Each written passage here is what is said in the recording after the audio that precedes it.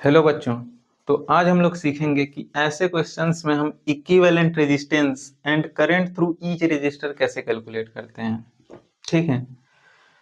और ऐसे questions class 10th में काफ़ी पूछे जाते हैं और इस तरीके के क्वेश्चन काफ़ी इजी होते हैं अगर समझ में आ जाए तो आज हम समझेंगे कि ऐसे क्वेश्चंस को हम सॉल्व कैसे करते हैं। ठीक है।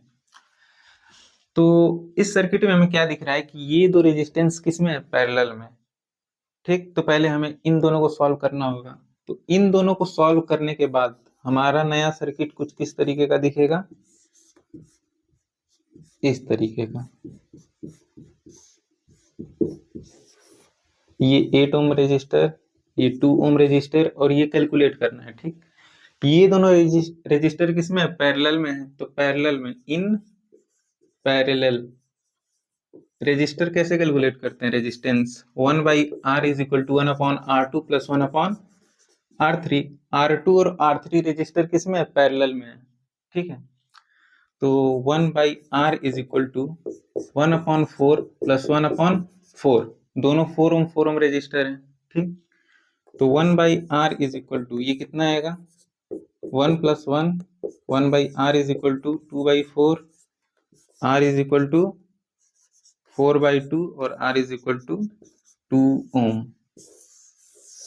तो ये रेजिस्टर कितना आया, 2 ओम।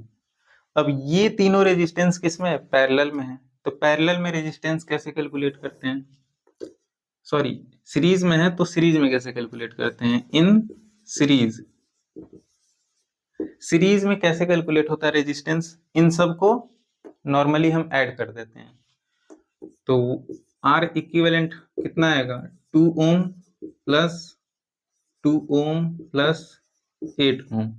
R इक्विवेलेंट कितना आएगा, 12 ओम। ठीक है। तो इक्विवेलेंट रेजिस्टेंस तो आ गया। अब हमें निकालना है करंट, कि यहां से कितना करंट पास आउट होगा। ठीक। तो since current is equal to कितना होता है, I is equal to V/R। Voltage हमारे पास कितना है, 24 वोल्ट।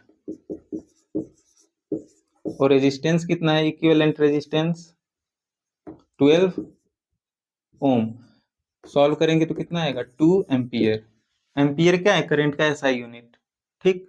तो यहां से कितना करंट निकलेगा, 2 एम्पियर का। अब यही 2 एम्पियर यहां से जाएगा, यहां से भी जाएगा, यहां से भी जाएगा। ठीक। तो हमें करंट थ्रू ईच रेजिस्टर निकालना है। ठीक। तो यहां से कितना करंट पास आउट होगा, यहां से 2 एम्पियर। ठीक। पर यहां पे जाते इसे दो रास्ते दिखेंगे, तो कुछ करंट इधर जाएगा, कुछ करंट इधर जाएगा। तो मान लेते हैं इधर I1 करंट गया, इधर I2 करंट गया। ठीक। ये I1 I2 इधर जाकर अगेन I हो जाएगा। तो ये I1 और I2 कितना होगा। ठीक। तो हमें दिख रहा है कि ये दोनों तरफ रेजिस्टेंस कितने हैं, सेम है। तो करंट भी क्या होगा, आधा इधर जाएगा आधा इधर। तो ये 2 एम्पियर का करंट जा रहा है, इधर कितना करंट जाएगा, 1 एम्पियर। और इधर कितना करंट जाएगा, 1 एम्पियर। ठीक है। और ये अगेन यहाँ 4 ओम रेजिस्टर है, तो यहाँ पे कितना करंट जाएगा, 2 एम्पियर। क्योंकि यहाँ से 1 एम्पियर करंट आ रहा है, इधर से 1 एम्पियर करंट आ रहा है, दोनों मिलके अगेन 2 एम्पियर करंट। ठीक।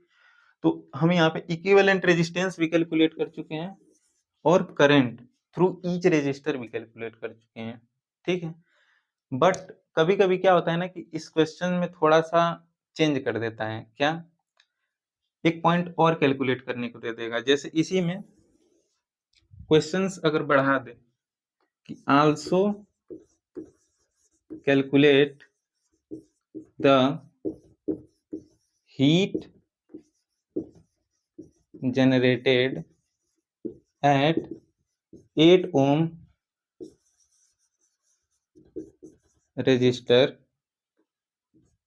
in 2 second. 2 सेकेंड में इस रेजिस्टर से कितना हीट जनरेट होगा। ठीक है। तो हमें मालूम है कि हीट कैसे निकालते हैं, VIT। हीट का ही फार्मूला होता है। तो H इज इक्वल टू क्या होगा, VIT। यहाँ पे कितना वोल्टेज है, अब हमें ये निकालना पड़ेगा। ठीक है। अच्छा, तो वोल्टेज हमें मालूम है नहीं, तो हम रेजिस्टेंस के फॉर्म में इसको कन्वर्ट कर लेंगे, ठीक। तो V इज इक्वल टू क्या होता है, आई आर, और यहाँ पर I है T, तो I इंटू आई कितना होगा, आई स्क्वायर आर टी, ठीक। अब यहाँ से कैलकुलेट हो जाएगा, आई स्क्वायर यहाँ पे करंट कितना है 2 एम्पियर, तो 2 का स्क्वायर इंटू रेजिस्टेंस कितना है 8 का स्क्वायर, सॉरी 8,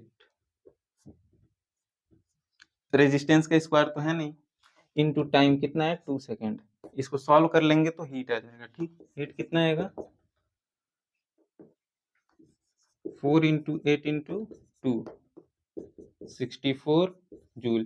तो यहाँ से कितना हीट जनरेट होगा 64 जूल इन 2 सेकेंड, ठीक है।